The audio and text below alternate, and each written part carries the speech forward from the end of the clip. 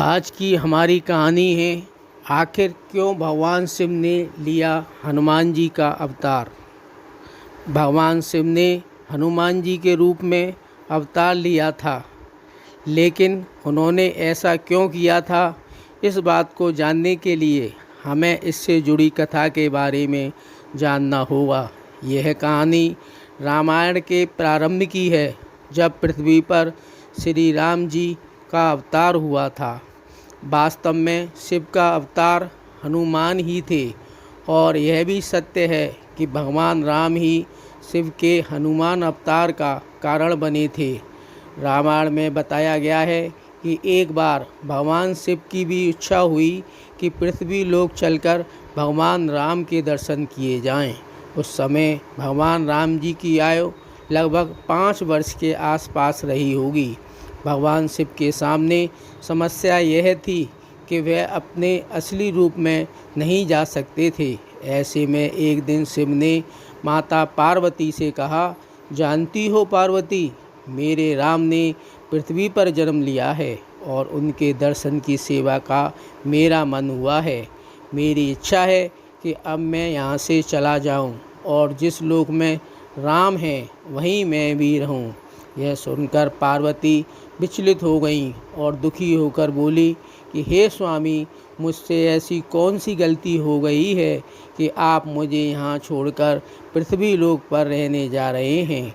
उन्होंने कहा, स्वामी, आप यदि जाते हैं तो जाइए, लेकिन एक बात सुन लीजिए कि आपके बिना मैं यहाँ जीवित नहीं रहूँगी। पार्वती माँ की बात सुनकर शिव को एहसास हुआ कि पार्वती भी मेरे बिना नहीं रह सकती हैं, और अगर मैं यहाँ से गया तो निश्चित ही रूप से पार्वती अपने प्राणों की बलि दे देंगी।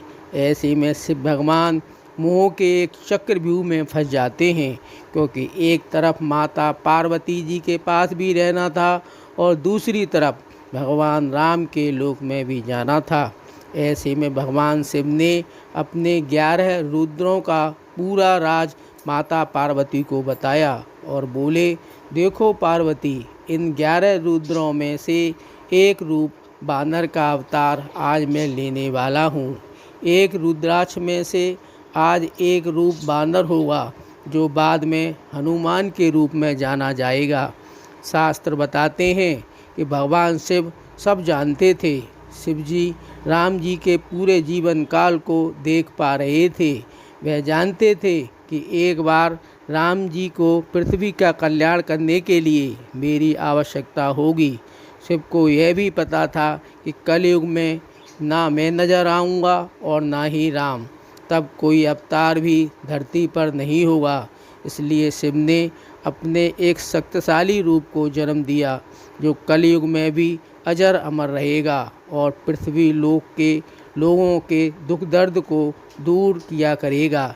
इसलिए आज भी भक्त लोग हनुमान जी के दर्शन साक्षात कर लेते हैं। इस बात के भी कई सबूत मिल चुके हैं कि हनुमान जी आज भी धरती पर मौजूद हैं। अगर यह कहानी आपको पसंद आए तो लाइक और सब्सक्राइब कीजिए। जय श्री राम, जय हनुमान, जय शिव शंकर।